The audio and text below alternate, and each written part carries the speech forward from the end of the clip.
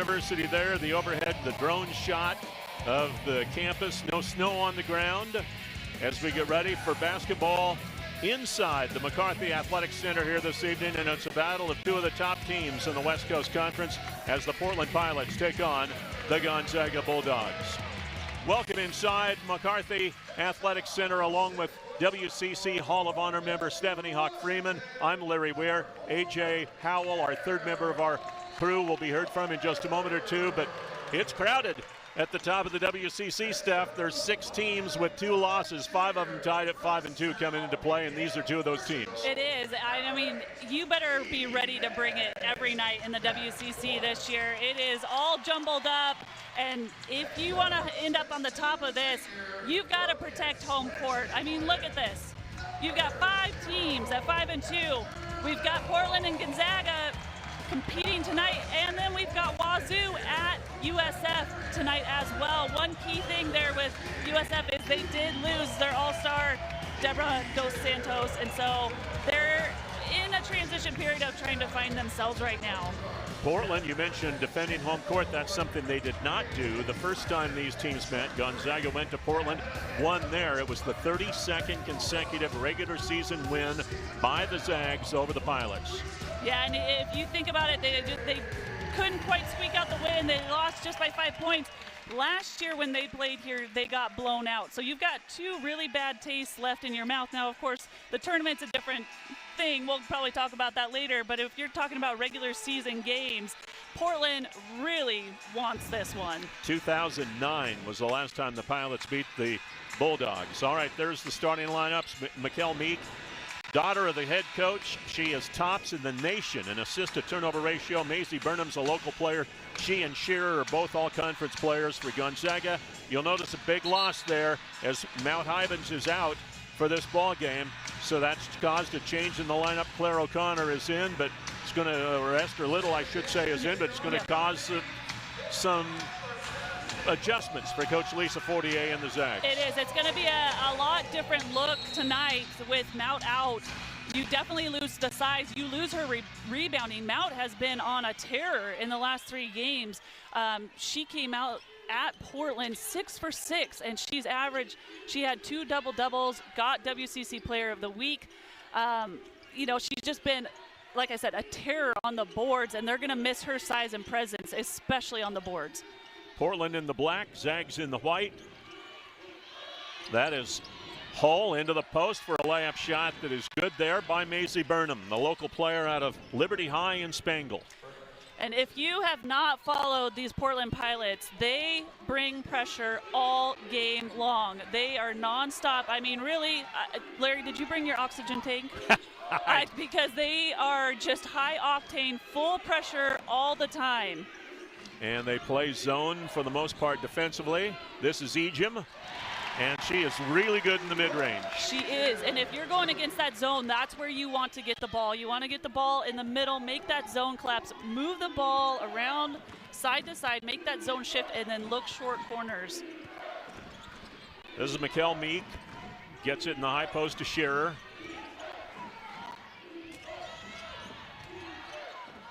Rebound out of bounds off of Mark of Portland. It'll be Zag basketball. So right here you can see Ejim doing a nice job of finding a little crease in that zone where she can get an open pass, and then she knows what to do with it in the middle. Betancourt had it knocked away, but ends up retaining control of the basketball. Ejim again in the high post. Good defense there by Mark, who leads the WCC in steals. Yeah, you got to be definitely very careful around here. Like you said, averaging 2.39 steals per game.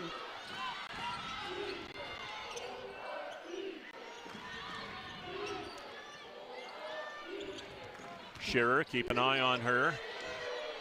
Down to 10 on the shot clock.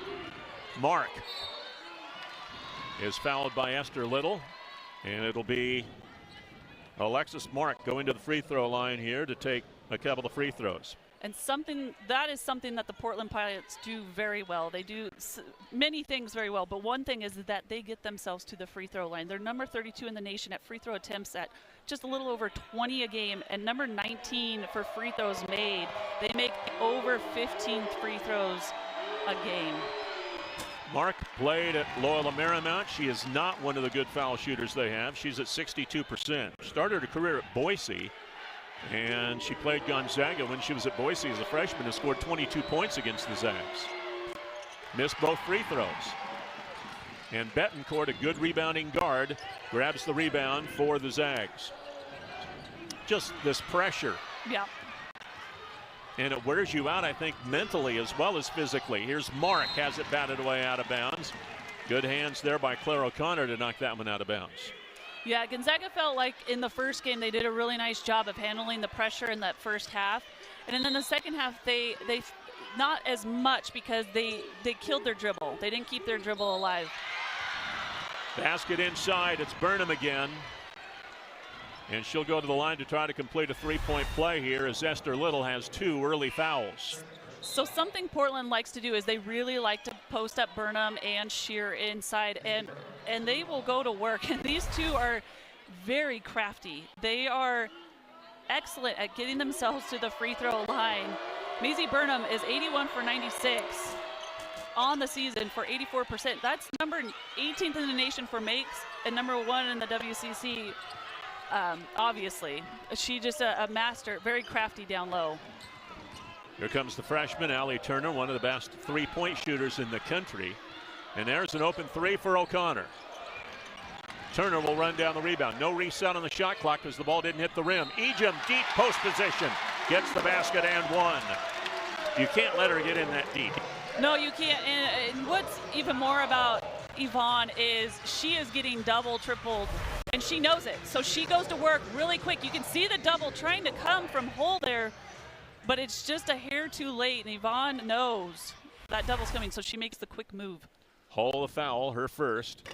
And Ejim can't get the free throw to fall. Rebound knocked out of bounds by the Zags. It'll be Portland basketball. So it's Burnham 5, Ejim 4 here in this ball game. 2 of the top scorers in the WCC. Ejim number 1 at better than 20 a game. Burnham third, just hundredths of a point actually behind her teammate, Emmy Shearer. This is Hull. High-low, Shearer blocked from behind. Betancourt, good defensive play. Here she comes on the run. Zags with numbers. Open 3, Turner. Ejim the offensive board. Back to Turner, take 2.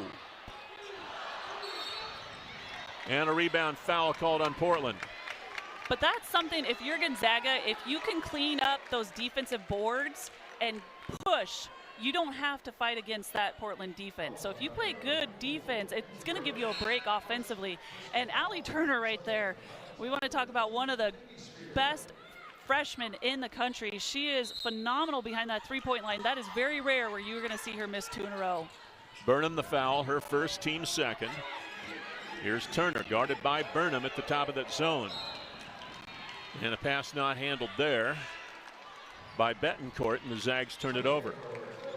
We did not mention a little bit ago, McKinley Dalen is into the ball game for Gonzaga, replacing Esther Little, who left with those 2 quick fouls. And without Hybens in there, the Zags' front court depth is not as good as it was, obviously, before Mount got hurt. Yeah, and that's just a credit to Portland. They put pressure on you defensively. They get you on your heels, and when you are not as deep as you normally are, you've got to be smart and keep yourself out on the floor. So Gonzaga's up against a little bit here, especially going smaller with those boards. They're going to have to be even more disciplined to get positioned for those rebounds.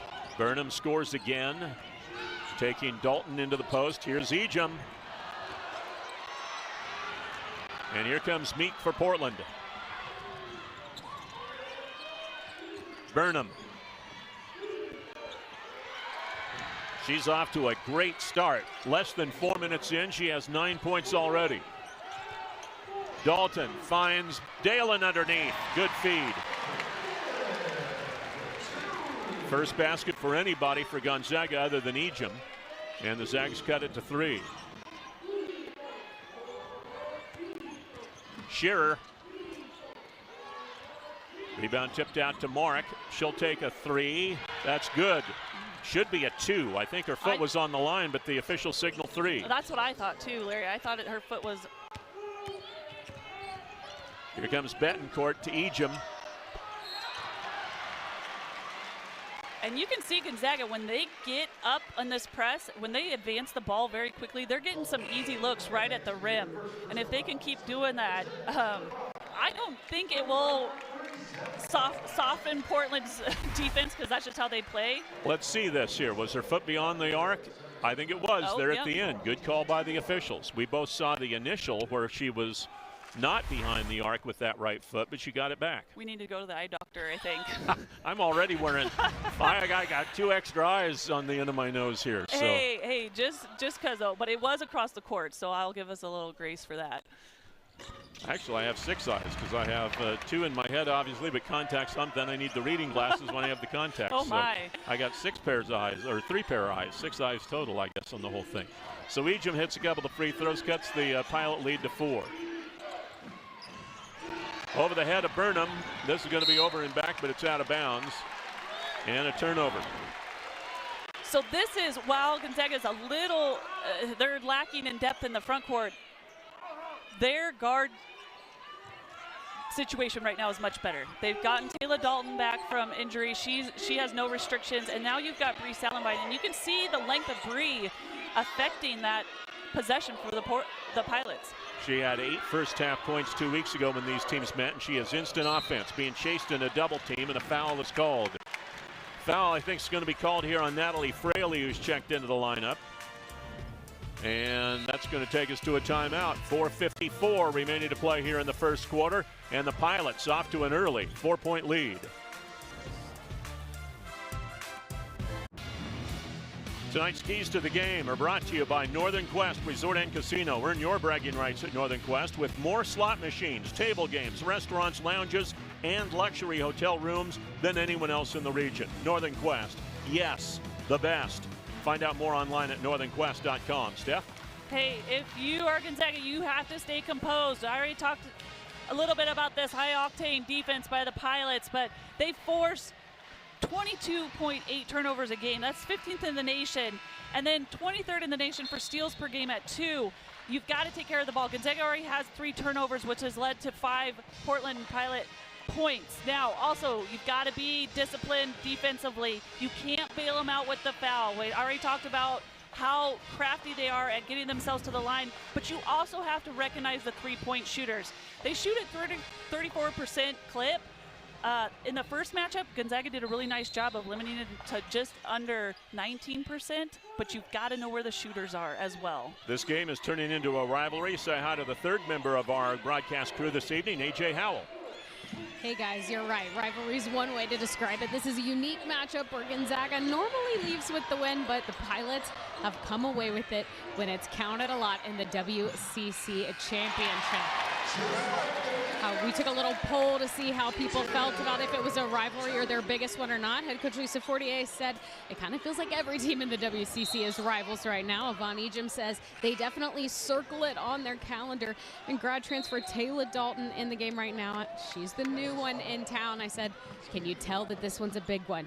She said she can definitely feel it, and it all comes down to pride. Guys? Thanks, A.J. Zags with the ball. They could tie or take the lead here. And again, this full court pressure put on where they're always chasing and trapping. And it'll be Ejim crossing the timeline. Good pass, Salen being inside. Dalen. Ejim in there fighting for the rebound. We're going to get a jump ball, and the alternating possession will go to the Zags. And they'll have 20 to shoot. Mikkel Meek back in for Portland to replace Maisie Burnham. We'll get her first rest of the game. They have to, Michael Meek has kind of a revolving door on the bench because they play so hard and they expend so much energy defensively, Steph. They got to get people in and out to give them a rest. You do, but I've seen it too where these players stay on the court. They are extremely well conditioned, and they're veteran. Right, they've been around. They know how to maintain, keep take good care of their bodies to maintain this level of play. Foul on the post as Turner at 5'8" got caught trying to guard Mark at 5'11" in the post and got hit with a foul. That's her first. Just going back to the veteran piece of this Portland Pilots, I mean, they returned all 11 players that they could return from last year's team. They returned 3 out of 5 starters, and they just added 2 transfers and 3 freshmen. So this group has been playing together for a long time. All 5 starters with more than 100 games under her belt in basketball, in major college basketball, Division I basketball. As you see Natalie Fraley make just her 5th 3 of the season, and it gives the Pilots a 5-point lead. Salenbine, excuse me, to Dalton. Again, this 1-2-2 zone. Short corner is a good spot. Dalen. And Mark grabs the rebound. Meek in the open court. Good defense. Gonzaga got back.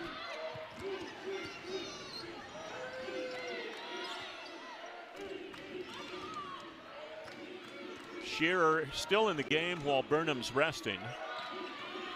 I doubt it's very often when they're both out of the game. Mogul.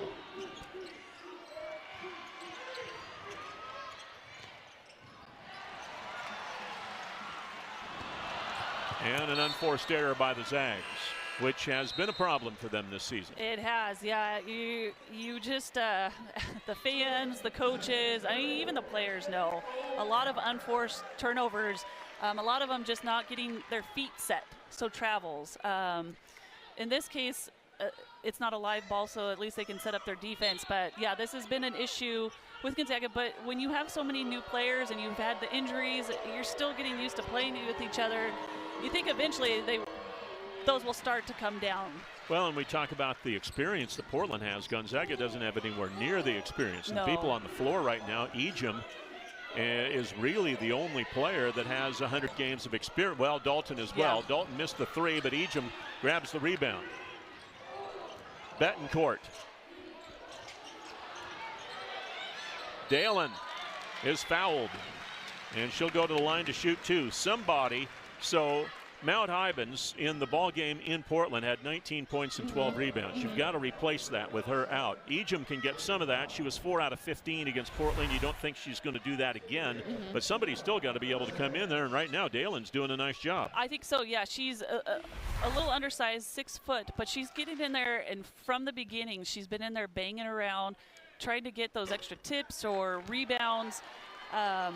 You know, she didn't play in the first game against Portland at Portland, so this is her first look at going against these players, but I like the way she's getting in there and battling. Gets 1 of 2 free throws. She and Ejim have all 11 points for the Zags, and here comes Portland in a hurry. Shearer from the baseline. Rebound tipped out. This is Mogul, rejected by Ejim.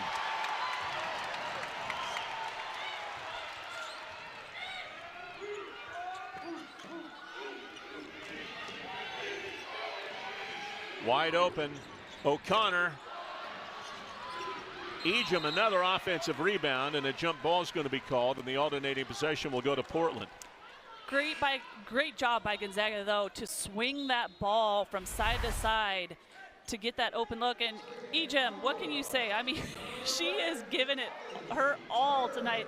She is always so much fun to watch, but getting out there and just stretching out to get that block. The senior Meek, the coach's daughter.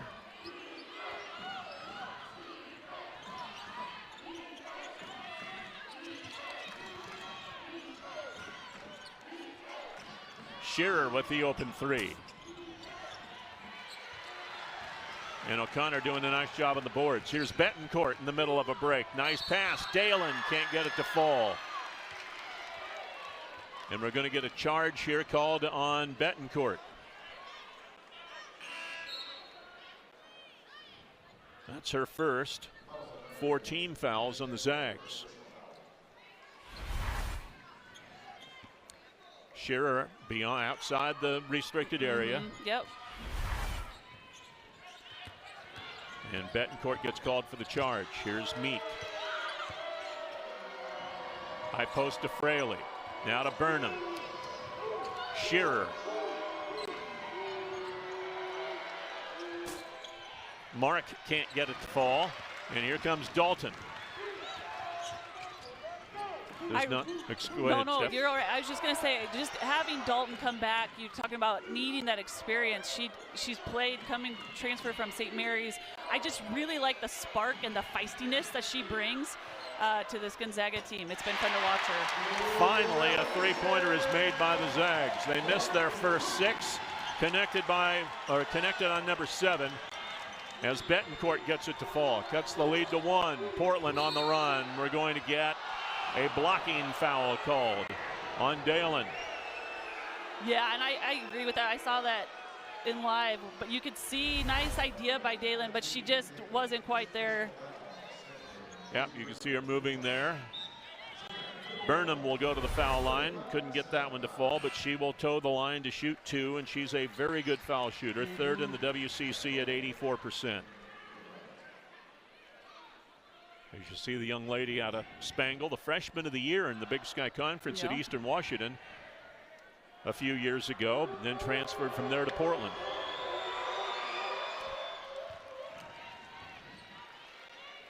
Already in double figures with 10 as you see her statistics on the season.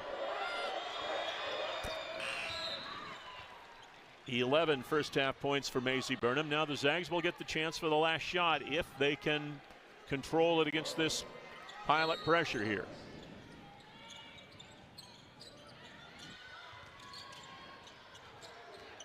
Betancourt doing a nice job. Down to 10 seconds. Salenbine. Offensive rebound, O'Connor. At the end of the quarter, Claire O'Connor with a big rebound basket. The Zags have dominated the glass. That was their 7th offensive rebound in the first quarter of play. And the Pilots have a 1-point lead as we go to quarter number 2 here at the Kennel. Portland 17, Gonzaga 16.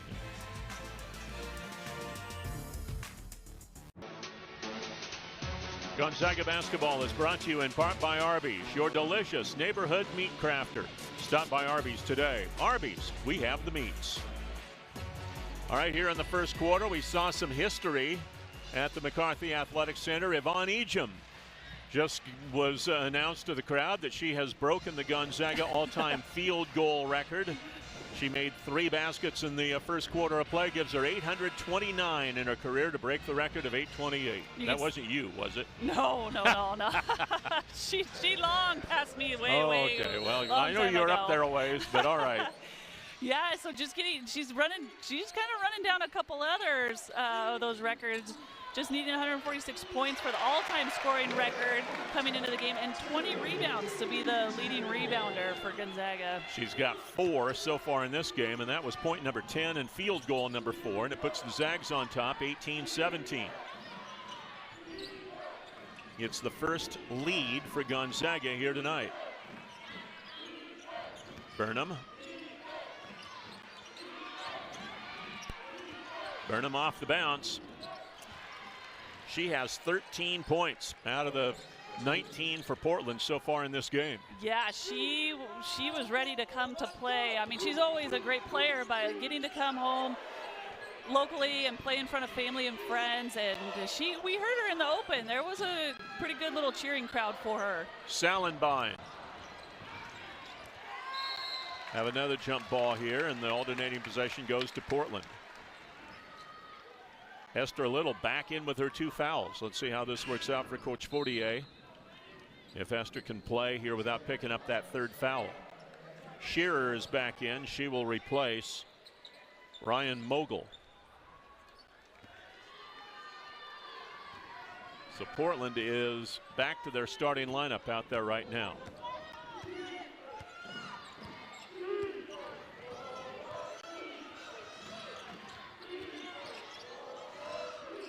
Shearer, deflected pass out, but Meek gets it. And a traveling call on Macy Burnham, who disputes that, but she'll lose that argument. You're always going to lose an argument with a referee. Yeah. You can try and talk to him and build a little rapport with him throughout the game, but you're not going to get a call changed. Ejim in the high post. Zags now 1 out of 9 on 3-point shots. 2 players chasing Turner. And the open player is Salenbein. And Bree really struggling with the threes. She came in the Portland game there, and she came in on fire. She knocked down a couple threes, gave a little spark off the bench. But tonight, just unable to find the rim, the bottom of the net from that corner. And Hull is fouled. And she'll go to the free throw line to shoot a couple here. Allie Turner gets her second foul. And she will leave. Salenbein will also leave as Betancourt and Dalton are back into the game.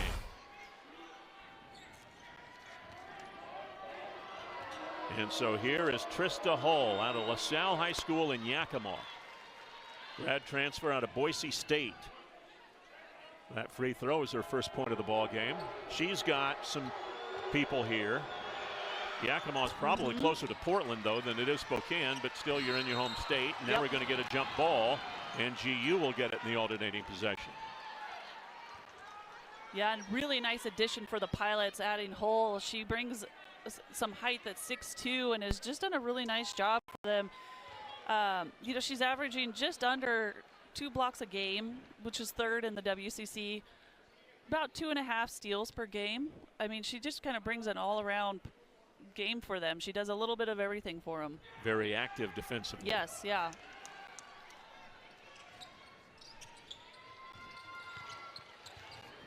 Ejim having to help with the press break here, is able to do it. Here she comes, and she slipped and went down, and a traveling call.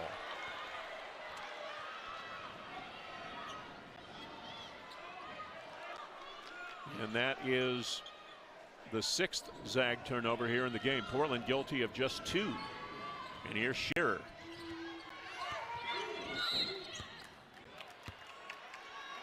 And a foul inside. I think that's on Nesh. That's her second. Yeah. So Inesh Betancourt has 2. Turner has 2. Little has 2. So Zags starting to fouls are starting to mount here. Yeah, and that's just Portland. They're crafty. They get themselves, they drive to the basket. They get in there and battle on the boards. They've just really put themselves in a position to get the whistle blown. Burnham again with the basket there. Betancourt loses, and that's over and back on Portland.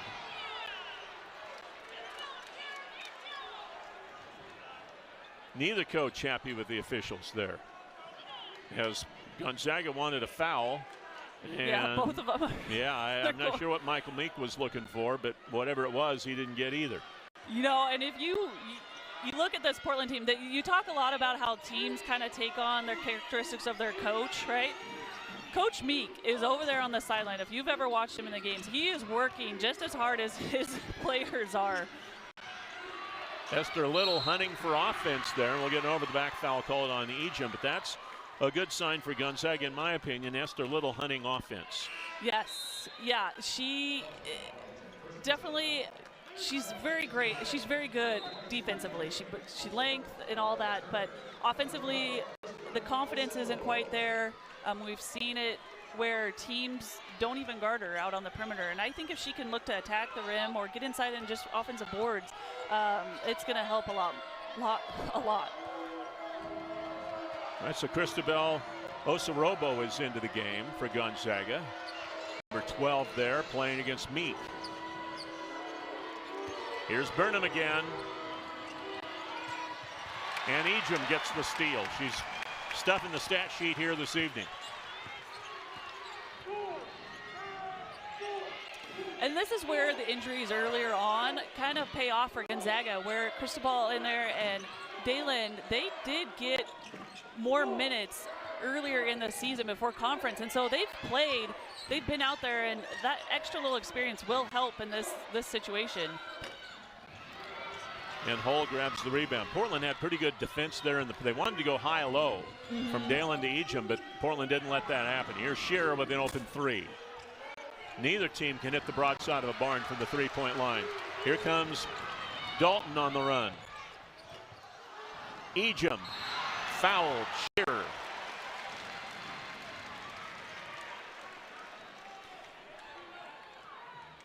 First foul on Emmy Shearer, who's had a rough offensive game so far. She's 0 for 7 from the field. Here's a look at it. Did she or didn't she? I think it was a little follow through there. Yeah. Ejim can't get the free throw to fall. She is 2 out of 4 from the stripe tonight. On the season, she's 75.5%. But the Zags retain possession. They have been dominant on the boards in this game. Yeah, and I think you got to give the Guards credit for that. I was just kind of going through and counting that. With the loss of Hybens, the Guards have done a nice job where the posts may not be getting the rebounds initially, tipping around, but the Guards are going in there and cleaning up. Dalton from the foul line. Had the three and decided, you know what, I'm going to, instead of a good shot, I'm going to get a great shot. She stepped into the foul line. That's her first hoop of the game.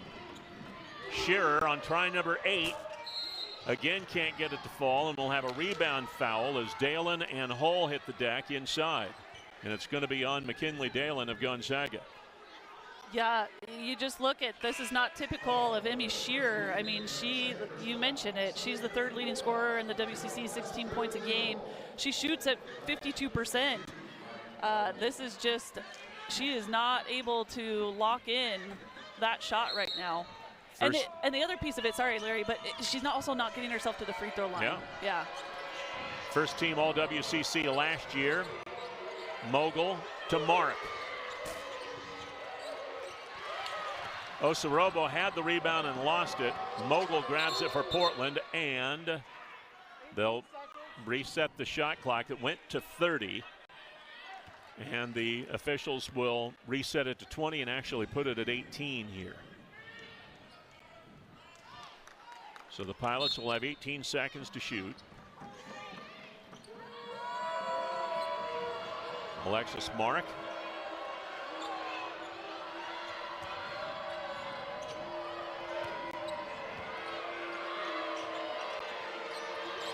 Meek, just a very steady player. This is Burnham off the bounce again. She'll go back to the foul line. She went to the foul line 10 times, first time these teams played. And this will be shots 4 and 5 for from the line in this game. And what makes her so difficult to guard is not only she can hit the three, she's shooting 37 from the free throw. She drives, she's got a little pull up, and then she posts up. I mean, she's working it from all over on the court. So Maisie Burnham hits her free throw. And then when she goes to the free throw line, she's an 84% free throw shooter. I mean, she is a very tough guard to guard. She's 6 foot, so she's taller, very strong. 6 out of 7 from the field, 5 out of 5 from the line. 17 points for Maisie Burnham. It's 24-20 Portland. And again against this pressure, which is relentless. The Zags do a good job to get it across. Dalton with it. Guarded by Mogul as they've gone to man-to-man defense here. But now they trap. 5 count on and a timeout taken by the Zags.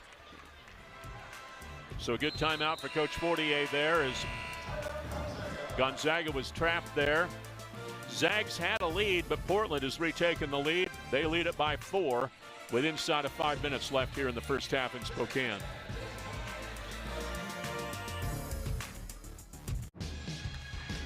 Tune in on Saturday to Nonstop Local, KHQ, and SWX as the 16th ranked Gonzaga Bulldog men welcome the Santa Clara Broncos to the kennel for a big WCC battle. Tip-off is set for 6 o'clock. It's Gonzaga basketball live Saturday night, only on Nonstop Local, KHQ, and SWX, your homes for local sports. Zags 1 out of 11 from distance here, Steph. Yeah. They've turned the ball over 7 times to 4 for Gonzaga, but they're staying afloat, rebounding, 10 offensive rebounds, 21 for the game to Portland's 14. Yeah, definitely winning the battle of the boards. Portland has just really done a nice job of making those three-point shots difficult for Gonzaga. Not typical, because they're a pretty good three-point shooting team. And Gonzaga now 8 out of 27 from the field after a couple of misses there and another foul. And this will be McKinley Dalen who will get her 3rd foul. And to the foul line will go Lainey Spear. The Portland bench against Gonzaga in Portland only scored 2 points. It was Spear from the foul line. She was 2 out of 2, and she makes her first attempt there. Yeah, like you said, Gonzaga won that 24 to 2 points, and like you said, the points coming from Spear. We look at the players that come off the bench for Portland: Spear, Mogul, and then Diani, who's not playing tonight. Diani averages about 7.5 points a game. She's a long defender for Portland. She's an excellent shooter. But going back to Mogul, she didn't have any points against Gonzaga, but just the other night, their last game, she had 13 versus USF, and in her last 3 games, she's averaged 9 points. So, you know, when you're looking at, as we go down further into this game, those players are going to definitely need to contribute. Dalton with it. She has only a 2-point basket in this game. Ejim in the high post now. Attacking the basket.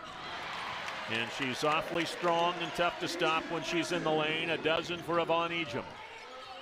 Yeah, and Yvonne just does a nice job. She's getting everybody's best look. She's getting played so physical in there, and she just stays composed and plays through a lot of contact.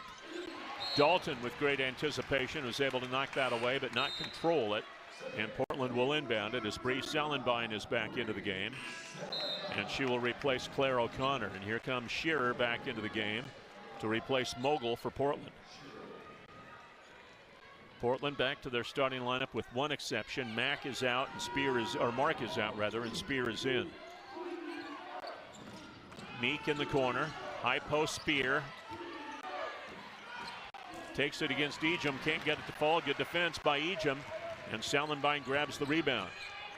So again, just talking about the guard rebounding for Gonzaga, you've got Dalton with 4. You've got Turner with 1, Sellenbein with 1. You got O'Connor with 5, Betancourt with 2, 3 from Dalen. She's playing in the inside, but the guards are doing a really nice job of cleaning up the boards for Gonzaga. And a foul called here on the Pilots, and that's going to put the Zags on the line here, I believe. No, that's just the second team foul. I'm sorry, second team foul. Foul called on Meek, her first.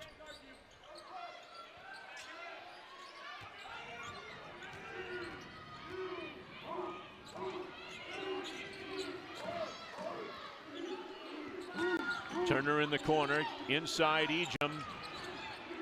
Dalton, maybe a little too much passing there for the Zags. Down to 2 to shoot. Ejim for 3. Yeah, I'm with you, Larry. Taylor needed to shoot that. She can make that shot and just hesitated just a hair of a second. And if you give Portland just that amount, they're going to recover defensively. Hall with the shot. Ejim with the rebound. Here comes Turner. Sellenbein. Ejim from the foul line. Her 6th basket of the game. She has 14 points, and the Zags close to within 2. Shearer, finally, she's able to knock the lid off the basket. If you give her enough chances, great breakaway by Esther there, but the hustle by the Portland Pilots. See, this is why I told you to bring your oxygen tanks right here. You got to be in shape to watch this game. You do. 5-point Portland lead inside of 2 minutes. Wide open 10-footer is good for Ejim. Up to 16 now. Burnham has 17, as we're seeing quite a duel here. Sellenbein a little one-person pressure, but Mogul finally was able to get the ball.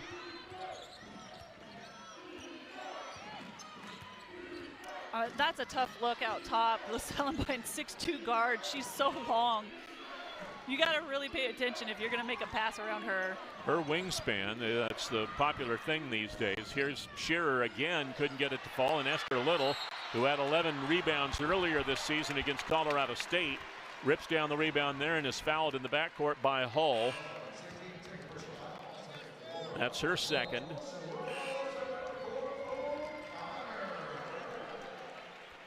And she'll have to leave the game. Subs for both teams here. Mogul back in, Mark back in for Portland. O'Connor back in for the Zags. Little to Ejim. Now Turner will set things up, but by the time they set up on the offense, there's 17 on the shot clock. Ejim and Fraley's going to be called for the foul there. That'll be the fourth team foul on Portland.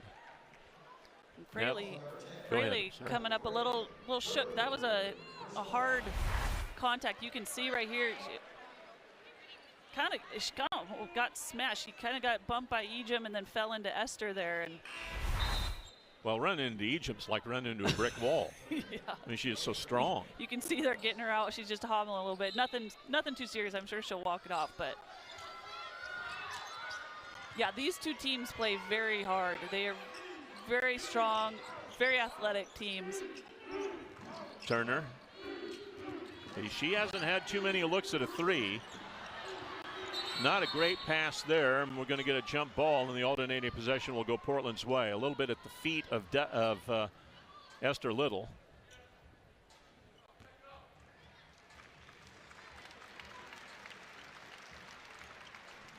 Now the officials are going to discuss something.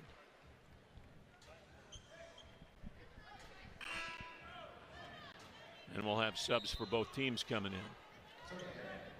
Meek back in for Portland. Burnham also returns. And Little leaves. She's played a fair amount of this second quarter with 2 fouls and still has 2 fouls. So she did not add to her total. Osorobo is into the game, guarding Meek there. Now this is Mark in the high post against Ejim. Ejim doing a great job to contest that and gets another rebound. Just smart, staying straight up. Not coming down on that shot to give the referees an option to blow that whistle. About a 5-second differential between game clock and shot clock here. Zags looking to cut into this 3-point lead. O'Connor out to Turner, a long three. Her first of the game. Yeah, it's hard to keep her down from the 3-point line. Allie's just too good of a shooter.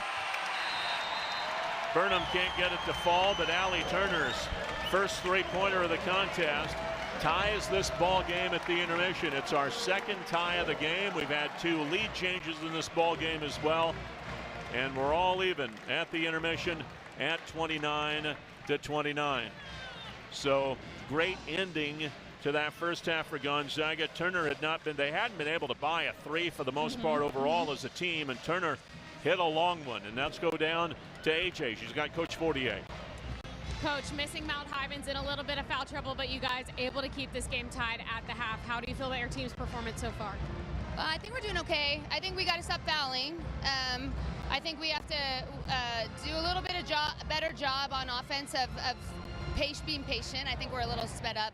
And then, we got to keep rebounding. I don't know what the numbers look like, but I know we're battling on the glass. I don't know if we're getting as many as we need to, but we have to keep rebounding. That's a huge key to this game, and especially without Mount. Thank you, Coach. Yeah. They are doing a whale of job on the boards. Yeah. Coach Fortier will be happy when she sees the stats. They've out-rebounded Portland by 10, and they're +6 on the offensive boards at the end of the first half of play. Well, we're where we are when we started this game. We're tied 29-29. It's not 0-0 anymore, but we're still all even. And we'll come back with halftime here from the McCarthy Athletic Center after we pause for this timeout.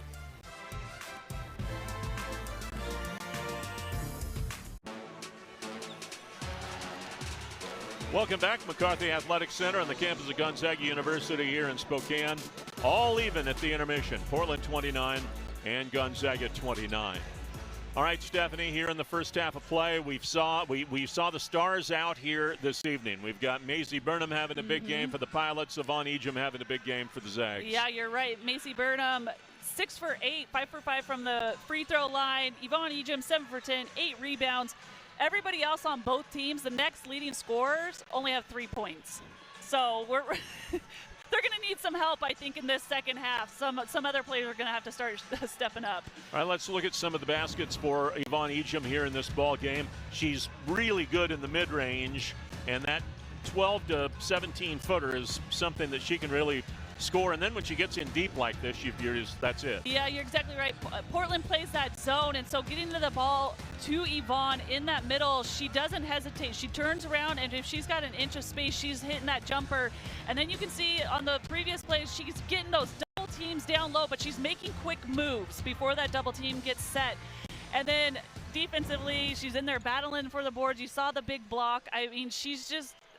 That's why she's on every list and breaking records everywhere. I mean, she's just a phenomenal player. She needed 20 rebounds to break the Gonzaga record all-time in rebounds. She's got 8. So it's within reason that she could get 12 in the second half. I mean, it would be a lot, but it's possible. Yeah. And Portland's kind of had the same problem. Burnham has been outstanding so far, but Scherer, 1 out of 8 or 9 from the field, she has not been able to get it to fall. And they just have struggled to find offense when it hasn't been Maisie scoring. Yeah, and talking about both teams struggling from the three-point line. We haven't really seen some great shooting outside. You look at the pressure that Portland brings. It was kind of getting to Gonzaga in that first quarter, but in the second quarter they did a nice job with their turnovers, only 8 at the half. And so Steph talked about the struggle from distance. This is our play of the game, brought to you by Multicare Health System. It's the first three-pointer made for Turner, and she's been the best three-point shooter in this conference. But right there, that was her first of the game. That is our play of the game in the first half. Brought to you by Multicare Health System. Whether you're at home or in the kennel, Multicare's team of doctors, nurses, and specialists partner with you all season long. You see some of the little guys and gals out playing for the crowd here at halftime here at the kennel, and we're all leaving 29-29 here at halftime. Time to take a look at Gonzaga's upcoming schedule, brought to you by Idaho Central Credit Union. They are down in Southern California each of the next 2 weeks. On Saturday, they leave tomorrow, head down to Loyola Marymount for a game on Saturday. Then they come home and they go right back down again.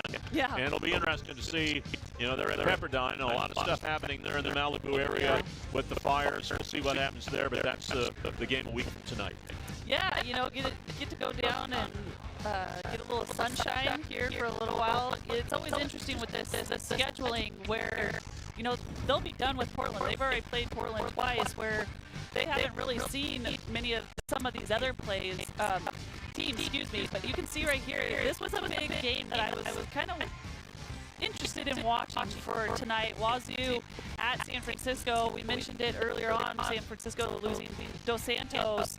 A big loss for them, and it's just been a tough loss, because this is not looking good. They've lost the previous 2, and at half they're finding themselves in a hole. And they've replaced Dos Santos, who is a forward or center in the starting lineup, with a guard. And so people are moving positions. They're changing. Roles are changing. Things are different now than they were 2 weeks ago for this USF team. And sometimes when a hole you can patch for a game or two, but a tear, which is kind of what you have here, and that's a bad pun probably with a knee injury to Dos Santos, but that's a little harder to fix. Yeah, it just breaks my heart to have her out, because she's such a fun player to watch. And then another close one here, Oregon State at Santa Clara. Got the 2-point lead at halftime. We talked about the top 5 tied at 5-2, but Oregon State's right there at 4-2, lingering, and so they're a dangerous team as well. 6 teams with 2 losses out of the teams in the WCC. St. Mary's another one of those, and this would be an upset. Yeah. Pepperdine under Coach Katie Faulkner, her first year there, but yeah, you're right. St. Mary's is another one of those 5-2 teams, and Pepperdine got the little bit of the edge right now. So our schedule brought to you by Idaho Central Credit Union, your financial success fan club. Here at the intermission, you see it, we're all even, 29-29. We had 2 lead changes and 2 ties in the first half of play as the fans await half number 2 here from the McCarthy Athletic Center in Spokane.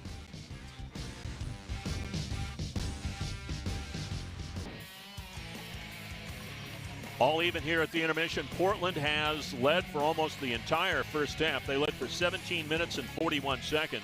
Gonzaga led for 23 seconds, and we were tied for 1:56 in this. Biggest lead was 6 points in the ball game, and really both teams, Steph, struggling to shoot, but I'm going to give credit to the defense. Yeah, and I think part of that is that they scout each other so well. They know what each other likes to do. They try and take away the first option, the second option. They throw different defensive looks at you as well. And you're right. And really, you know, we keep talking about it, but it's been the boards for Gonzaga. Turnovers is something else we were going to look at here in this game. Zags only turned it over 8 times in the first half against Portland, who averages forcing about 23 a game. Yep. Yeah, done a nice job. Like I said, the coaching staff of Gonzaga said they did their best against Portland's pressure in that first game when they kept their dribble alive. And I think they've done a nice job of doing that here, not getting stuck and allowing that double trap from the Pilots to really pressure them and cause those turnovers. And we've seen Gonzaga really attack that full court pressure here in the first half. 16 points for Devon Ejim with 8 rebounds in the first half of play. Allie Turner had that big 3 there at the end of the half. She had 4 assists as well. Maisie Burnham, 17 points, 3 rebounds to lead the University of Portland. Meek had a couple of assists. She averages 4 per ball game.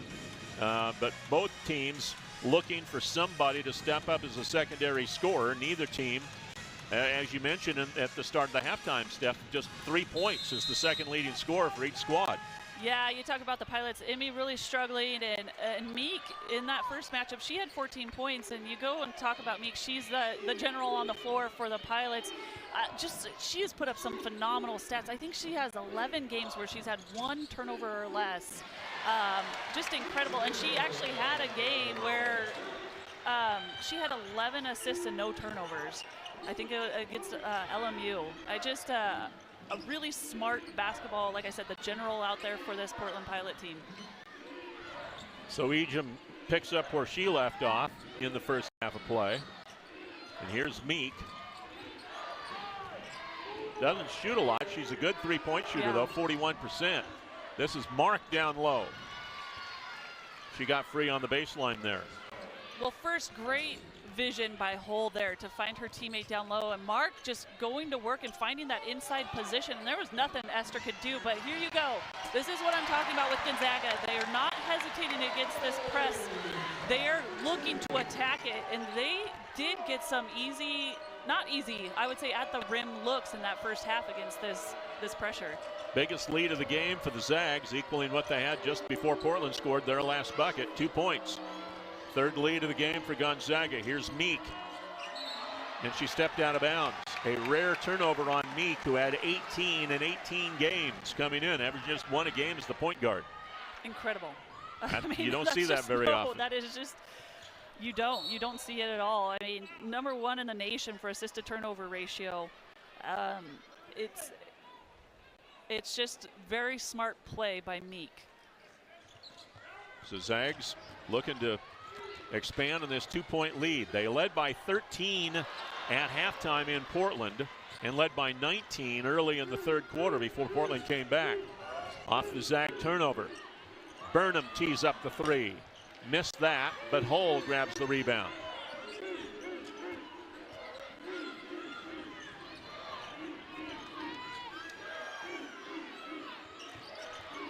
Hull. Not a great pass, and a foul is going to be called. Burnham is going to be called for running into Betancourt there. Betancourt the steal, and Maisie Burnham gets her second foul in the first and the second in the third quarter on the Pilots rather.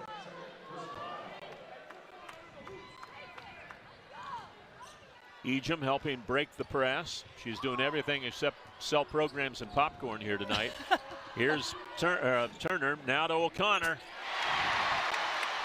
Claire O'Connor, second on this team with 28 made threes, gets her first of the game. She has 7 points, 5 here in the third quarter, and the Zags have their biggest lead now.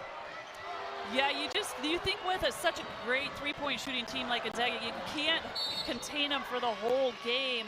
They shoot 37% as a team, 16 in the nation. You look here to the lefty, O'Connor, and that is a spot that she likes. She likes it. She gets a nice job of kind of shifting down with the guard as they drive, spotting up, and she does a nice job with that catch and shoot three. So Burnham is fouled. Esther Little gets her third. And so there's the young lady from nearby Spangle, Washington, Liberty High School. Her dad and her mom are both State B legends. The State B basketball tournament held here in Spokane. And Maisie was a State B legend on her own right herself. Missed a free throw, though, her first of the game. And let's go to A.J. Howell with more on what Coach Fortier thinks about Maisie. Yeah, Larry, I asked if it would be a relief that this is the last time she'll be facing Burnham here in the Kennel, and she said yes, something like that. She actually went to grad school with Burnham's dad and described her as tough, strong, versatile. That's what we've seen tonight as she exits. Larry? Well, Blaze Burnham is her father. I saw him play a lot of times. Here's Yvonne Ejim. As she continues to pile up the points, Steph, she's up to 20 in the ball game. That's just what Yvonne does. She averages 20 points a game.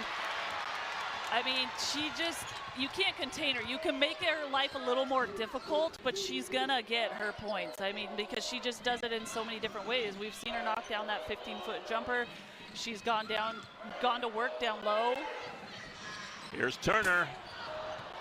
She has not been able to find the range for the most part here in this game. She has just the one made three. Shearer on the drive has it poked away. And O'Connor comes out of there with it. Now to Betancourt. And it's going to be an offensive foul there on Claire O'Connor.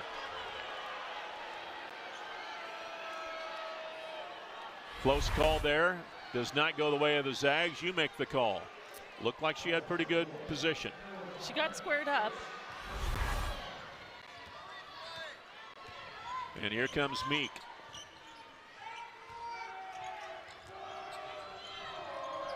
Meek in the corner. She's a 41% shooter, but can't get that one to fall. Mark flies in, though, and gets the rebound. Now she'll tee up the three. And a foul called as two players hit the deck. Hull and Dalton. It's going to be on Hull.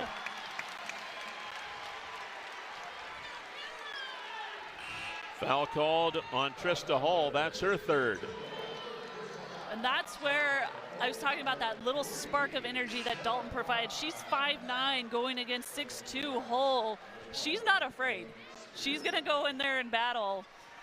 She's physical. She has the strength to be able to do that. She might not have the height or maybe the length, but she has the strength and the skill and the experience. Yeah, absolutely. One of the things that just was so difficult for me when I was playing is when those little guards would come in and sit on your knees. You can't move.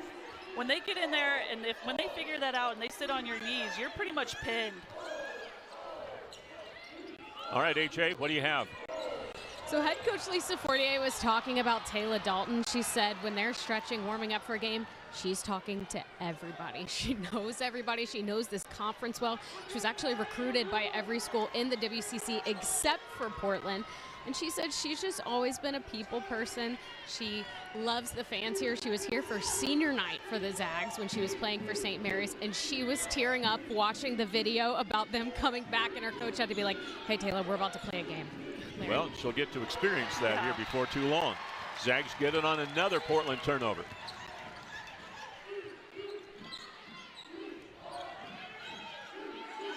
Betancourt. Meek gets in there. Shearer trying to get the pass away, still loose, and finally it's Spear coming out of there with it for Portland. Here comes Meek. And another turnover on Portland, and if that's given to Meek, that's a rare turnover again for her. You Gotta love the hustle by both teams, though, on that last possession. We saw 6 or 7, 8 different bodies on the floor trying to get those 50-50 balls. And it was Meek's turnover, her second of the game. Here comes Gonzaga with off that press break, and O'Connor goes to the rim, and Spear in disbelief that she gets called for the foul there. Second foul on Lainey Spear, and it'll send Claire O'Connor from Western Washington to the line out of Bellevue. And that's her 6th point here in the third quarter. 6 of the Zags' 10 points. And I think Claire was right. She took that dribble to make up that space between and kind of left Spears stuck in a kind of a no man's land there defensively, and I think it was a smart play there. Zags up by 8. They have outscored Portland here 11-3 so far in the first half of the third quarter. Portland's been turning it over on offense. Here's Shearer. Can't get it to fall as she had the one 3-point shot, but the lid has been on the basket for Emmy Shearer otherwise. You can see she's a little frustrated. She just couldn't quite get that one to fall. The fans having a good time here in the McCarthy Athletic Center, especially since the Zags have opened up an 8-point lead.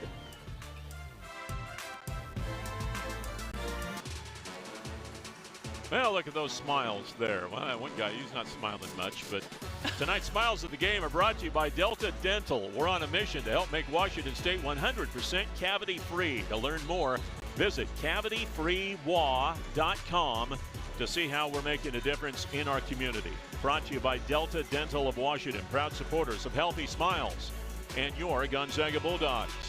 So it's been a struggle, Steph, here for Portland in the second half. 6 turnovers in the first 5 minutes and 2 seconds, and 1 out of 4 from the field. Zags have turned it over 4 times, but they've made 4 out of 5 from the field. Yeah, definitely not the way you want to come out after a halftime where you go and make some adjustments. I don't think this was in the Portland game plan for sure. Shearer, 88% from the free throw line, almost automatic. Gets that one to fall. Only 4 points for Shearer. She is 1 out of 10 from the field in this ball game. But she gets 2 free throws that Portland desperately needed. And they'll look to try to get some more turnovers and see if they can convert that into offense. But the Zags break the pressure. Turner. Now to Salenbein, who will start the drive. Inside Ejim, they double team her immediately in the short corner, but she spins away nicely. Salenbein straight on. Can't get it to fall. As the Zags continue to struggle from 3. Now 3 out of 16 in the game. But that was a good look. A nice job, like you said, Yvonne, doing that reverse spin to get her out of that double team, to give her enough for that pass. And that was a good look. That was a good look for Bree. This is Betancourt. High post to Dalton, low post to Ejim, and she is fouled. Ejim, a good foul shooter at 75.5%, but tonight 2 out of 5 at this point in the ball game. Foul called on Natalie Fraley. But again, you got to see here how Yvonne makes her move before the double team comes, and she's not putting the ball on the ground to where those little hands, those pesky hands, can get in there and deflect it or get a steal. She is making her move quickly, and that's how you can beat that double team. Ejim, the 5th-year student out of Calgary, Alberta, Canada. Member of the Canadian Olympic team. Mm-hmm. Yeah, quite an experience. Coach Fortier and Craig, Coach Fortier. both Coach Fortier. Yeah, both got to go and watch Yvonne, and I mean, how special and how cool is that? Double the free throws gives her 22 now in this ball game, plus 8 rebounds. She hasn't had a rebound yet in the second half, but nearing another double-double, of which she has had 31 in her career. And the Zags back with this 8-point lead again.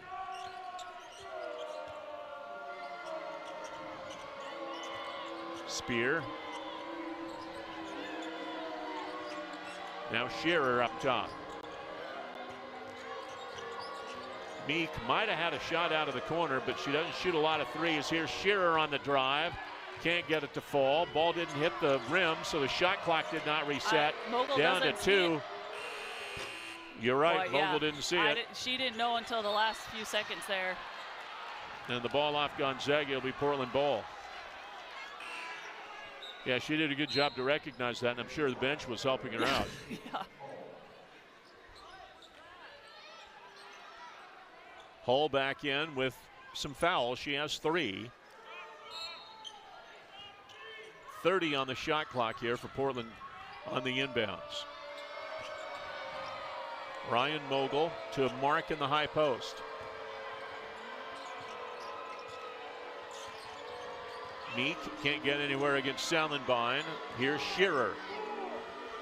Got bumped, no call. Hull the rebound, couldn't get it to fall, and here's Dalton coming away with it. Dalton on the run. Betancourt traveled. Betancourt, a veteran of 53 games at UConn in her 2 years there before transferring here to Gonzaga. And here comes Portland down 8. Meek.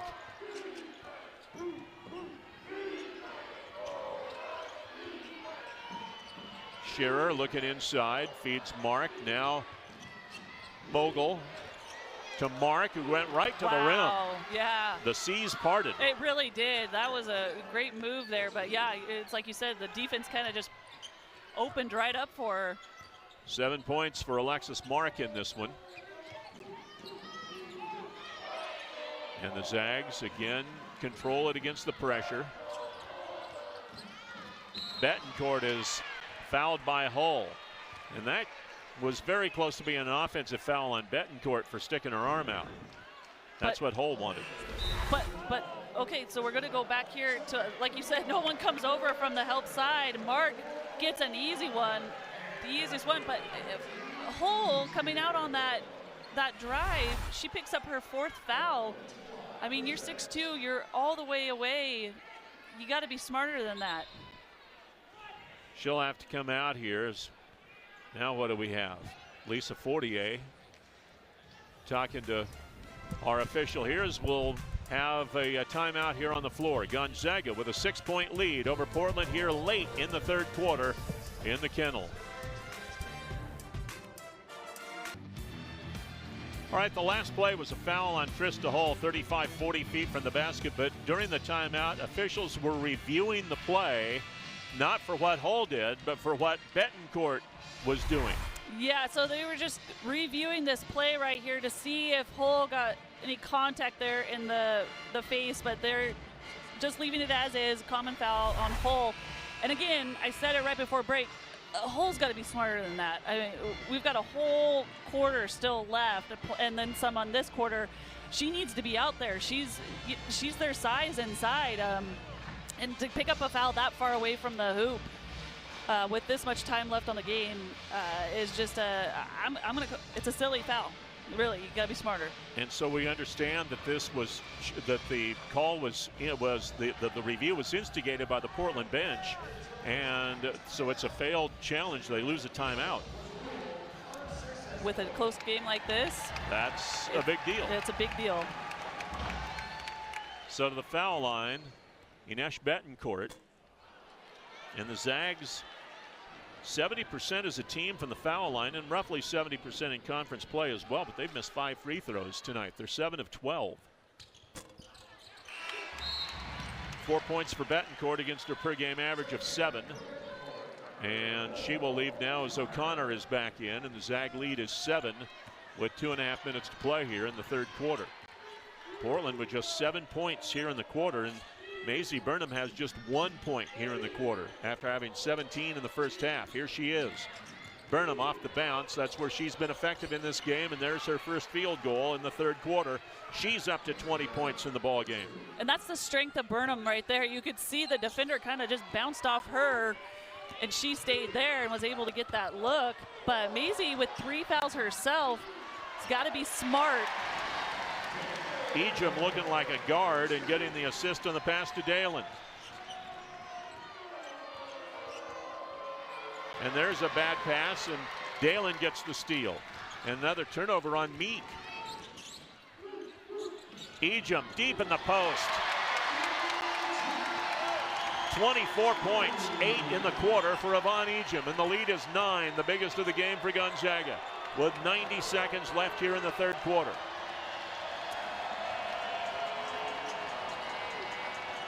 Mark in the high post. Burnham to Mark inside against Ejim. Not going to go anywhere against her. Dalen, or Mogul rather, on the drive. And O'Connor gets the loose ball. 1 minute to play in the quarter. Turner doing a good job as Spear was approaching from behind. And Burnham on double team help knocks that one away. And the officials say Portland ball, but that was either a foul on Gonzaga or Gonzaga ball, one or the other, because I think that went out of bounds off Burnham. Yeah. I think she may have been hit by Ejim. You can see the crowd a little up in arms there. In the end, I think if there had been a foul called, then they get the ball anyway, and you don't get the foul on Ejim. So maybe a break for Gonzaga in a way. Spear.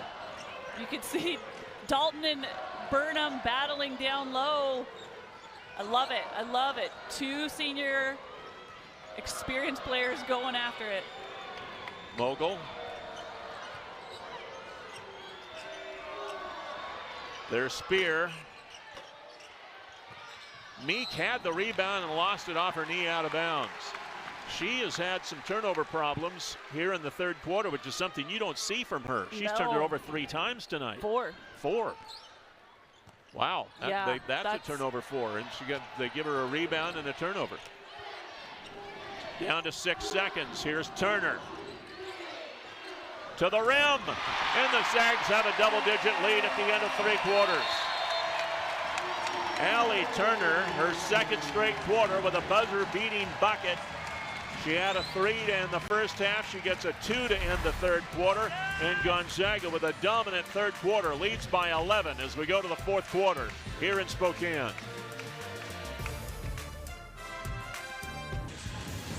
Well, it's our Gonzaga high-speed move of the game, brought to you by TDS Fiber. Defense to offense here, Steph. Yeah, you got to love the anticipation by Dalen there. And Yvonne, she does a great job of running the court. Look, as soon as she knows her team's got that ball, she's sprinting down, finding her spot in the middle of the paint, and then she pins her defender so low.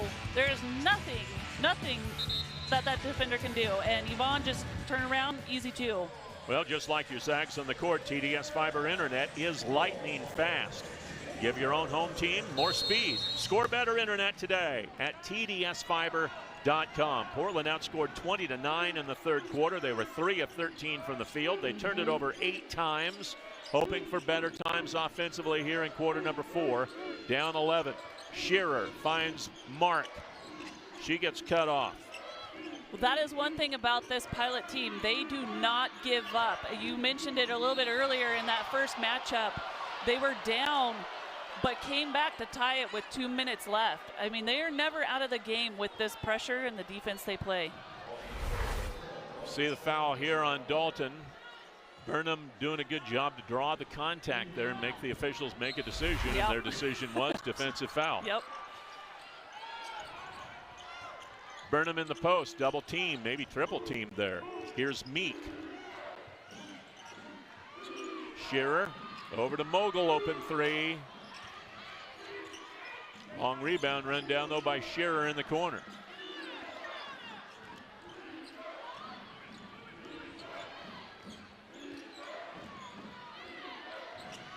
Mark at the high post. Driving off a Burnham screen. Ejim gets the block, but she gets a foul. That's her second, and she took a shot in the nose, or it looks like as well. Nose or the mouth. Yeah. Oh, it looks like the top of Mark's head kind of caught her on the bottom of the chin. Yep. Second foul on Ejim. And Ejim's checking her teeth, and Mark is checking the top of her head. She's been rubbing the top of her head since this whole thing happened.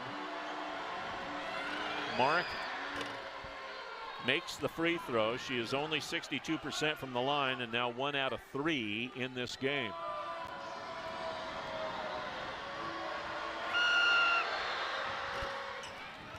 Makes both free throws. She has 9 points. Burnham has 20. Mark is the next high scorer for this team.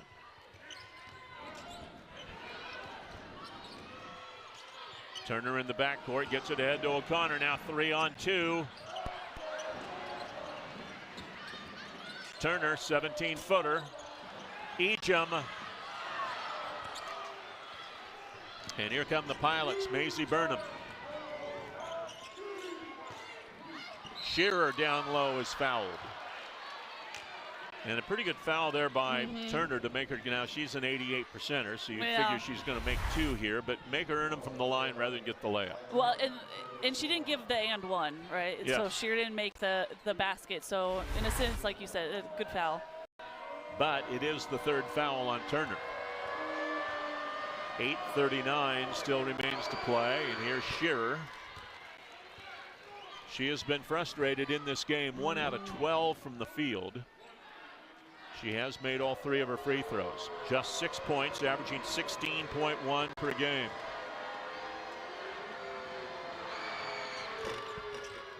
And a rare miss.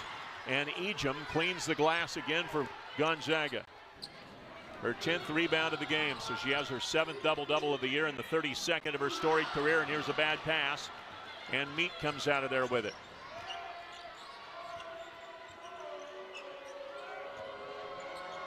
Burnham.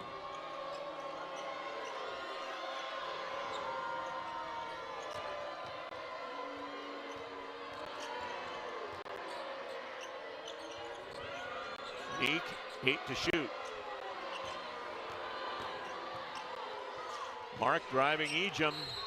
And a foul called on Portland on the rebound, and it's going to be on Maisie Burnham, and that'll be her 3rd. Fourth.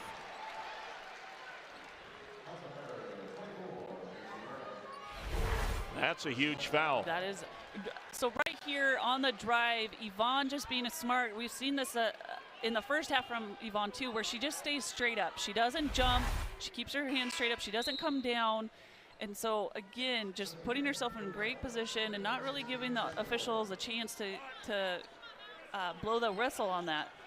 And the 4th foul. So now you've got 4 fouls on Hull. You got 4 fouls on Burnham with quite a bit of time left in this 4th quarter.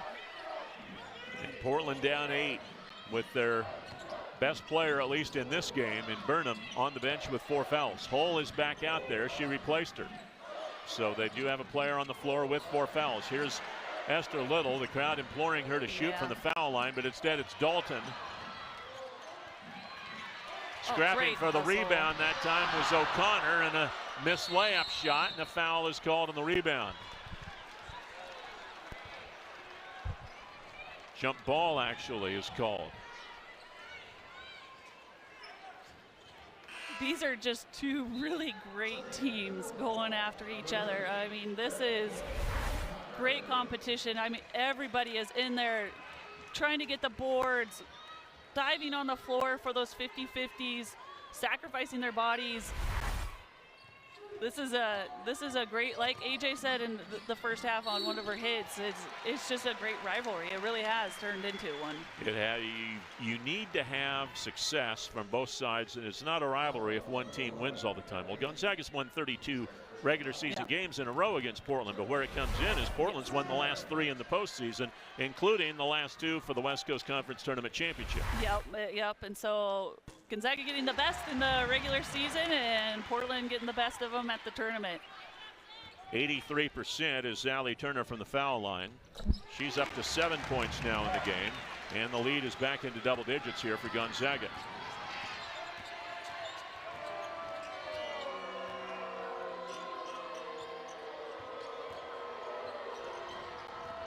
Mogul on the drive. This is Shearer. Meek. She had 14 against the Zags in Portland. That's her first basket in this game. She has more turnovers than points, which rarely happens to her. They beat the pressure. Betancourt to Dalton. Missed a layup. And a foul is called on Gonzaga on the rebounding. It'll be on Esther Little. And that is her fourth. And Hull is hurt. Yeah.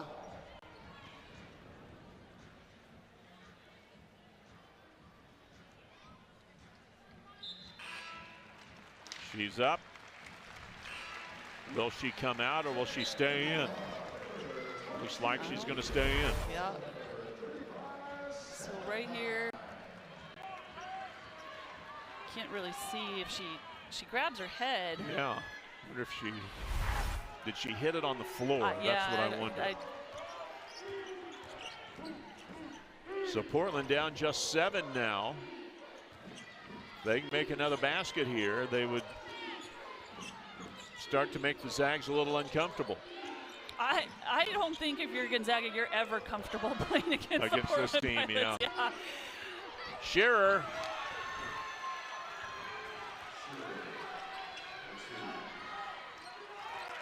She's up to 8 points now in the game. 5 in the second half. Zags beat the pressure. Ejim. Salenbine, who's had no luck tonight, 0 for 5, all on threes, will try off the bounce now. Ejim in the high post, double team, stolen away from behind. Mark against Salenbine. Missed the layup, but Mogul with great hustle.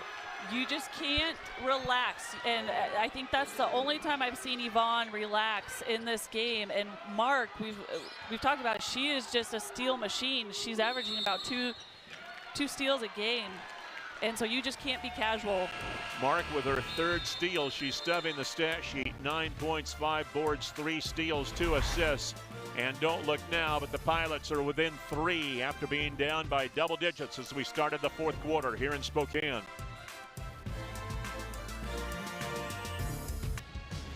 Well, join us tomorrow on SWX and enjoy all the excitement of the GSL Spirit Games. These things are fun. Central Valley takes on University in the Battle of Spokane Valley. They'll compete on the court and in the stands to see who takes home the coveted Stinky Sneaker. It's probably the only Stinky Sneaker that's wanted by anybody. Our coverage starts at 5:30 tomorrow night. It's the battle for the Stinky Sneaker. Live tomorrow night only on SWX, your home for local sports. For those watching outside of Spokane, that's a thing here in Spokane. Yep. These rivalry games, they give them weird names. The North Central and Shadle Park play for the Groovy Shoes. Chuck the Rubber Chicken is up for grabs in the game between Ferris and LC. And so the Stinky Sneaker game tomorrow night. Here as we see Ejim fouled one more time, and she goes back to the line, and Maisie Burnham is in the game now with 4 fouls and 5:28 remaining. So here's Ejim. She was 4 out of 15 in the first game between these teams, scored 13 points, but had a subpar game for her. You knew she was going to bring it tonight, and she has. There's point number 26, and it gives the Zags a 5-point lead. And she just, the way she handles herself in these games, she's getting everybody's best look. She's getting double, triple teams, and she just stays so composed. She doesn't get rattled, really. She's kept herself in the game, hasn't picked up any silly fouls. You just got to love watching Yvonne. Meek can't get the 3 to fall, but Hall gets the rebound. Shearer the 3. Her night continues, and Ejim controls her 11th rebound of the game. Is fouled, and that's Hall's 5th.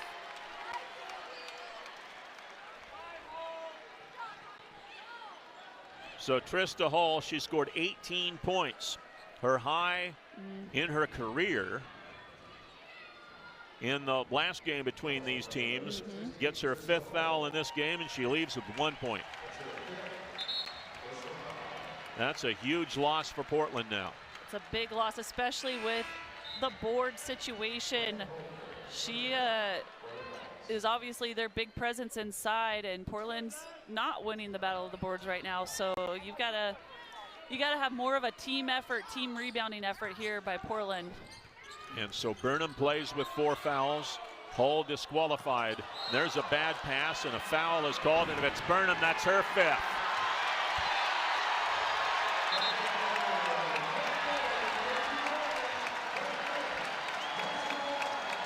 So Burnham gets her 5th foul. She fouls out with 20 points in this game.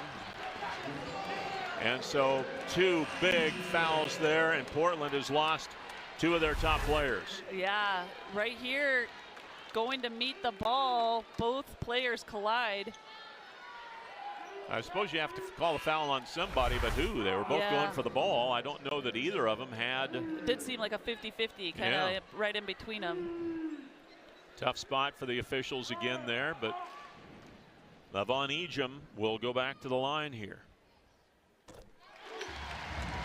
So she has made 5 straight free throws now.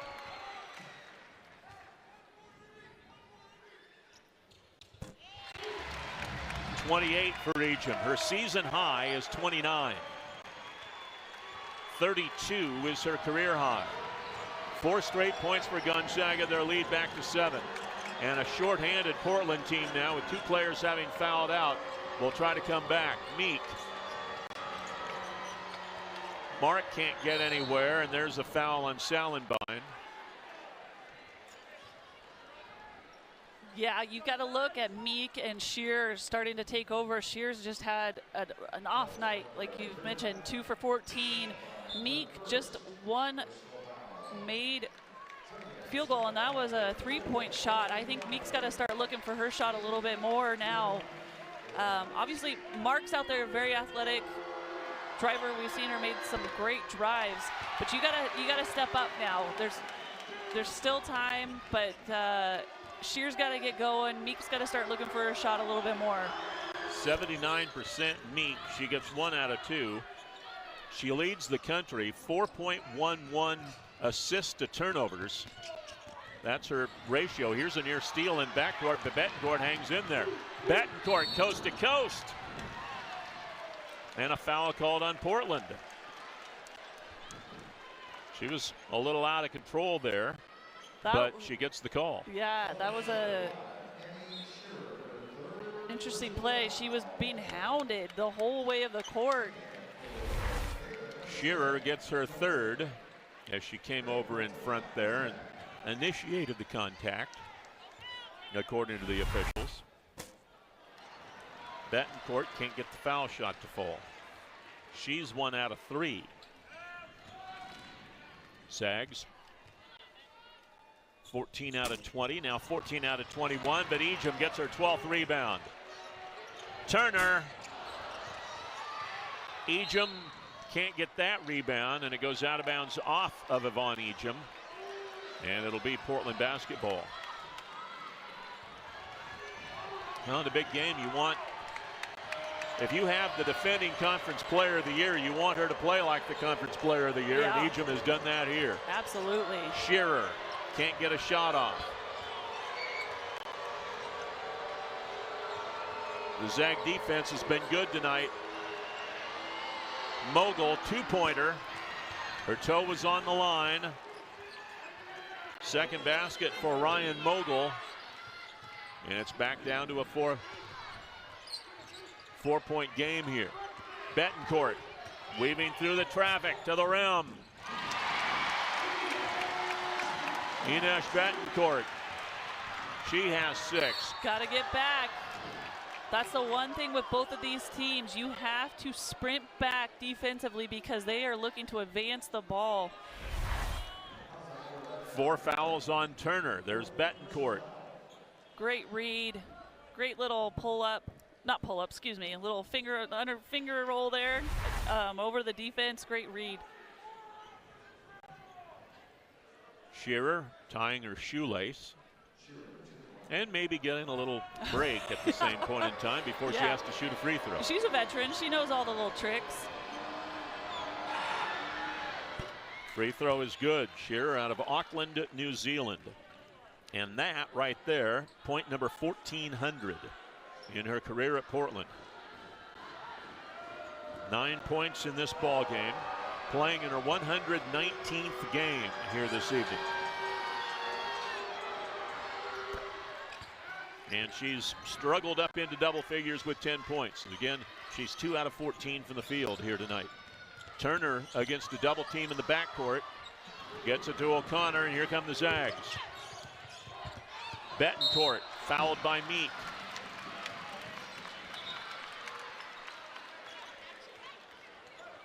Second foul on Meek as we have a look at it here. Yeah. Just catching the leg there of Meek. So Betancourt back to the line.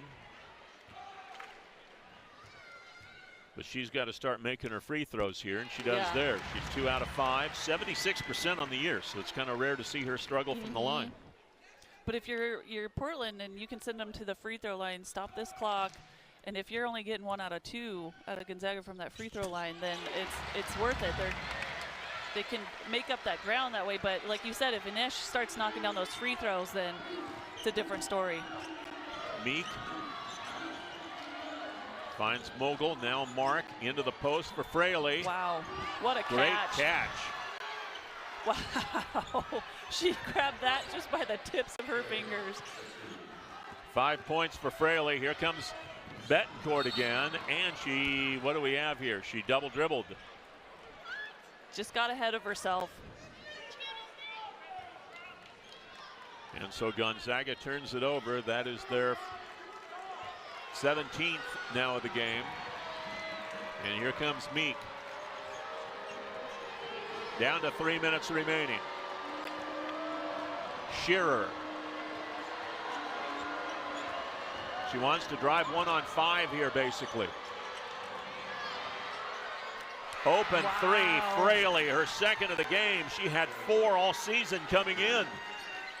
And it's a 1-point game. Big time. Like I said, these Pilots are never out of it. They never say die. They just keep fighting until the last buzzer. 2.5 minutes remaining. And we should say in regulation time, I suppose, at this point. Turner to Dalton. Dalton on the drive is fouled. And if it's Shearer, that's her 4th.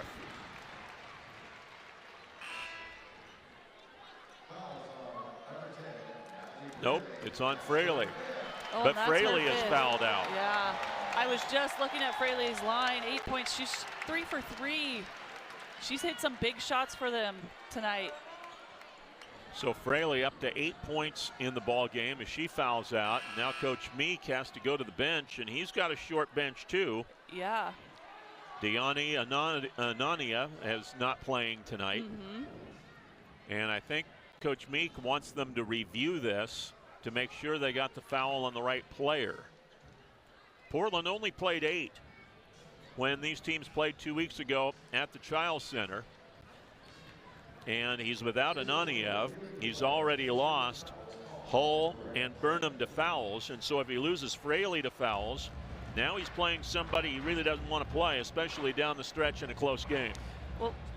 Well, it's tough. I mean, you can bring in Spear. It looked like Spear was coming off the bench there. Sophomore, 6'2", so she's got some length. I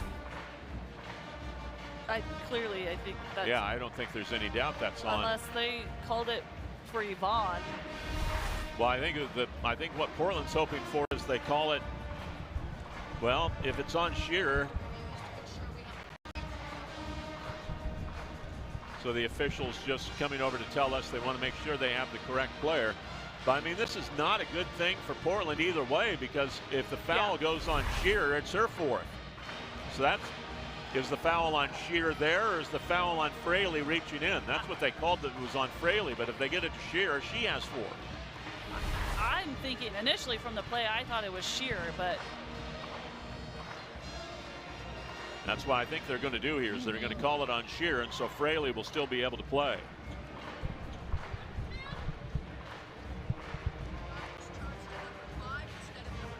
So the foul is going to be on Shearer, so she'll have 4, but Fraley stays in the game and she has 4. So the foul was switched, and here we'll see it. They initially called it right there on the reach by Fraley, but instead it's Shearer that gets hit with a foul, but now she has 4 fouls. So Shearer has 4, Fraley has 4, Hull and Burnham are both out already with fouls.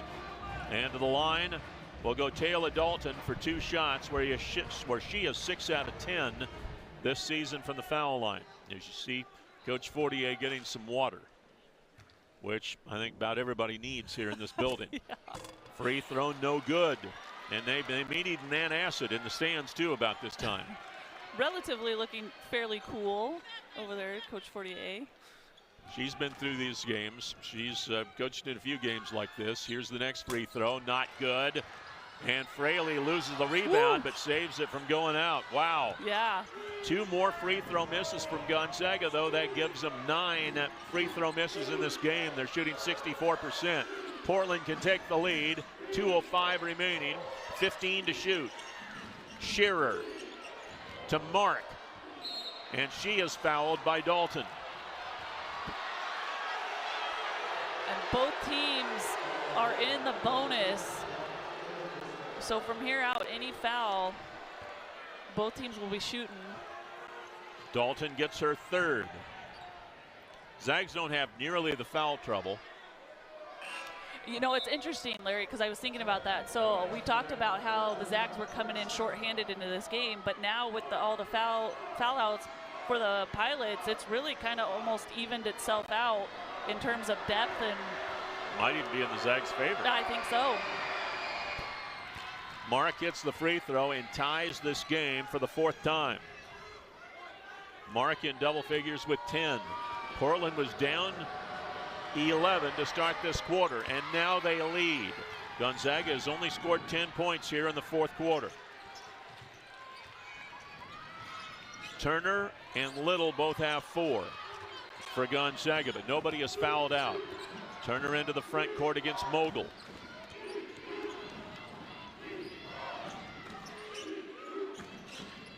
Turner, high post to Dalton. Trying to get it low post to Ejim. But Mark doing a good job against her inside. Turner now finds Ejim. 4 to shoot. Portland gets the rebound. Shearer gets it ahead now to Mogul. Shearer wants to drive, lost the ball. Ejim grabs it. I think Allie Turner might have deflected that a little bit on Shearer's drive. Zags want to get it to Ejim if they can. Turner enters it low. Ejim against the double team is fouled. Mogul coming over on help. I think she might be the one they get on the foul there. It is Mogul's first, and it sends Ejim to the line where she has made 6 straight. She will try to tie this game at the first free throw. And if she can accomplish that, she'll try to give the Zags a lead with 61 seconds remaining in regulation. And you're seeing a little bit of substitute strategy here by Coach Fortier, putting in Esther Little for Bree Sallenbein. A little better defensive player, maybe. A 30-point game for Yvonne Ejim. Her season high. 2 off her career high. Already tonight, she set the Gonzaga record for most field goals in a career. She needed 2 to tie, 3 to take the lead. She has 10 made field goals in the game. Here comes Meek in a hurry. Meek wants a timeout, and it took her a while to get it from the official. She was yelling timeout, timeout, timeout, but the crowd's loud, and the official wasn't watching her mouth as to what was going on. She was watching the play, and finally they get the timeout. And this is where the home court advantage really comes into play for Gonzaga. This crowd that always comes out and supports them. It makes for an interesting atmosphere for these other teams that haven't really had this experience or had to play when this crowd gets into it with the noise. Yeah, 5,414 on hand here tonight. Yeah. And they're letting probably 5,200 of them or so are Gonzaga fans. There's a couple hundred Portland fans here sitting behind the Portland bench and in other spots here in the building. All right, so 1-point lead for Gonzaga. What's Portland looking for in this situation? Remember that Burnham and Hall have already fouled out. I think you got to look at Emmy Shear. I mean, she's one of your seniors, your top leading scorer.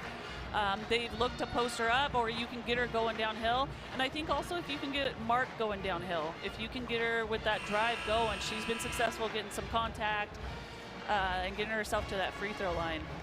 She is WCC Hall of Honor member Stephanie Hawk-Freeman. I'm Larry Weir. AJ Howell on the sidelines here tonight for the last 55 and 2/10 seconds, and we may get bonus basketball tonight. Yeah, we very well might. This has been, buckle up, folks, because this next 55 seconds is going to be something. Meek will bring it in. Nobody open. 5 count on, and she has to take another timeout, and Portland is down to 1 timeout now remaining in this game. Zags have 2 remaining. And you know what, especially with the women's games, these timeouts are really important in the last possessions like these, because you can advance to half court after a made bucket or a possession if you don't yourself advance the ball. And so when you're looking at these last possessions, I'm looking at timeouts as well, because it puts you in a better position offensively. So if there is a jump ball, the alternating possession arrow is in Portland's favor. Both teams over the foul limit.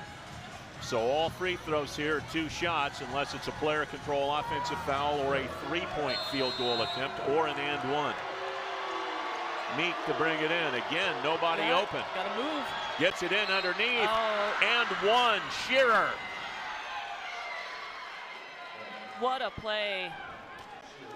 It looked like they weren't going to get the ball inbounds in time, but all of a sudden here comes Shearer crashing the basket. You'll see her coming in there from the baseline, and a nice pass from Meek, and Dalton is hit with a foul. And from my point of view, it almost looks like Portland kind of waited for that delay, for that defense to have to come out. They were waiting for him to sneak out a little bit further to the perimeter players, and then Shearer makes that cut to the basket.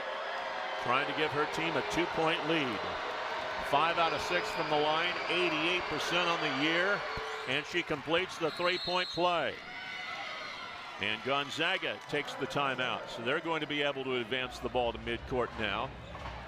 54 and 2/10 seconds. Portland has scored 25 points here in the 4th quarter. They've outscored the Zags 25-12 now here in the 4th quarter. So Gonzaga gets the ball. Everybody watching, everybody in the building thinks it's going to be Yvonne Ejim that gets the ball. I think so too. I mean, look at the kind of night. They haven't been able to stop her. She's got 30 points. She's 10 for 13 from the free throw line. I think you got to. I think Yvonne's been doing a great job of pinning her defenders deep and low. But at the same time, you can't just sit and watch Yvonne. You got to move. You got to make those cuts, because you got to make the defense stay honest. You can't just sit there and stare at Yvonne. But you do have great options out there on the court as well. Dalton, and Turner hasn't really necessarily had the scoring nights that she normally does, but she's got 6 assists. We've seen O'Connor hit a 3, so, and Bree, just the great player that she is as well. So you do have options. Turner off the ball screen from Ejim. The pick and roll, they can't get it to Ejim. But over it comes to O'Connor, but back inside Ejim, and it's stolen away by Mark, and she is fouled in the backcourt. There is the defense again from Portland, and Mark specifically, her 4th steal of the game. Yeah, and that's the 2nd time where she snuck around Yvonne. It looked like Yvonne initially had her pinned, but she releases and is able to get around for that tip. Smart play by Mark. So now Mark, 4 out of 6 from the foul line, but she's made her last 3. There you see it, where she's able to come around the right shoulder. And so Mark to the line, 4 out of 6, again 62% on the season. And she missed. It's not a situation where the Zags, even if she makes this, have to have a 3. They can still play for a 2 and foul. Yep. She missed them both. Esther Little the rebound, and the Zags take their last timeout. So Mark misses 2, which wouldn't have salted the game away, but it would have given their team a 4-point lead, a 2-possession lead if she had made them both. And she missed them both. So now Coach Fortier spends her final timeout. And now that you've used the timeout here in this situation, now that adds a little pressure to have to score here. I think so too. You know, I don't think the last play was necessarily a bad look. It was just a greater play by Mark defensively. Boy, Larry, this is such a good game. I hope everybody watching is enjoying it. I mean, these are just two great teams. I'm on the edge of my seat right now. This is just great players going head to head, and they know what it means. Both teams know, and we looked at the standings for the conference with all those teams tied at 5-2, how important it is to protect home court. And on the flip side, if you can steal a couple on the road, what that's going to mean when we get towards the end of conference here. This is just a fun game. And the tiebreaker factors in too. Zags win, they get the tiebreaker over Portland if it's needed. If Portland wins this game, then they split the season series and we go somewhere else for the tiebreaker. All right, if it's not Ejim, who's it going to be here? Could it be Claire O'Connor? She had 7 points in the third quarter. Will it be Turner? She's not had one of her better offensive games here. 1 out of 9 or 2 out of 7 from the field. Dalton's 1 out of 9. Who's it going to be? Dalton to inbound. She finds Ejim outside. Ejim drives to the rack and one. Great adjustment. Shearer, I think, gets her 5th foul.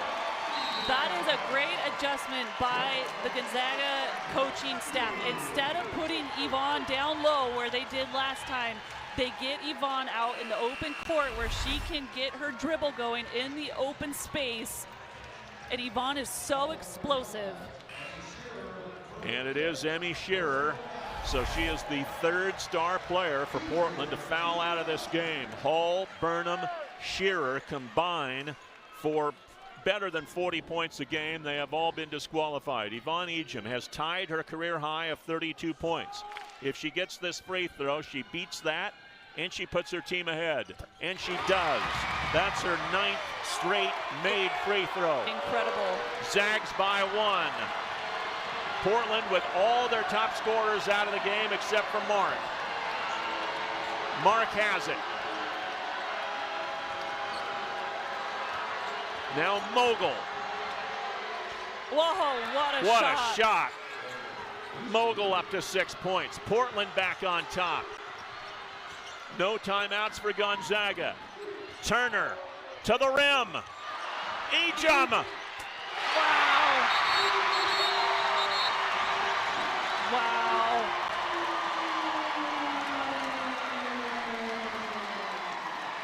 "35 points, 13 rebounds. Yvonne Ejim, the reigning player of the year in the WCC. She has scored more than half of her team's points. My goodness, what a performance. Yvonne Ejim. I mean, come on, folks. This is incredible. Look at this. Look at how she gets up. Look at that. And then the focus. I mean, she's falling back on that shot. That is so difficult on those putbacks with the falling back instead of with your momentum going forward. All right, so now Portland, they'll be able to bring the ball to midcourt here. See if they adjust the time any. Right now, 9.4 seconds remains in this game. So they'll be able to take it to half court if they want. They don't have to. I would assume they would, but they don't have to here. Now they need to set something up, and I would think they're going to try to get something off the bounce like they did last time with Mogul attacking the basket. And Mark, too. Yeah, I think they both kind of came through. Yeah. But we mentioned earlier, Mogul playing really well for the Pilots. She had 13 points against USF. The last 3 games, she's averaged 9 points, three more than her average for the season. And you can see how athletic she is. She's got a great bounce in her drive and pull-up. I think you're going to see a similar motion with them kind of probing, trying to get into that paint. Mogul 14 against LMU, 13 against USF in their last game. Mark with it. This is Mogul. three-point shot. Rebound. Won't go. And the Zags hang on.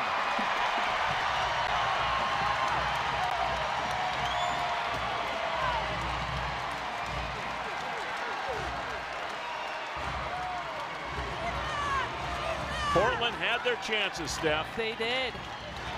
They really did. I mean, this is, I mean, they had it. They fought back. They had their chances. You know, they did have their key players foul out. And when you're looking at who to go to down the stretch, Gonzaga had Ejim. And I think this was a great idea, isolating Mogul there on the wing, clearing out everybody else. And they've got a decent look. And almost a putback for the win. Spear had a look at the three, but then a very good look at the rebound. Great job by Mogul to get the rebound, but she just missed the shot. And Gonzaga gets a season sweep. They are 6-2 now in the WCC. They have won 5 consecutive games. So they have gotten hot at a pretty good time in the season. The only better time to get hot is in March. Yeah, and I think you're just seeing the time. They needed time to play with each other. They needed some players to get healthy. They got Bree Allenbein back. They got Taylor Dalton. And even in this, they were missing Mount, but the team rallied together and really stuck together. A career game for Yvonne Ejim tonight. Career high 35 points, 13 rebounds, plus she had 2 assists, 2 blocks, and 2 steals. She is with A.J. Howell. That's right. Record after record for you, Yvonne, broken for this program. Your name in the history books for Gonzaga. What does it mean to you? It means a lot. I really, really love this school, and I think I've just grown to have such a great connection with my coaches, my teammates that have gone by, the staff, and being able to see the hard work that me and my teammates have been able to cultivate through the years. It's very special to be able to do that for this school.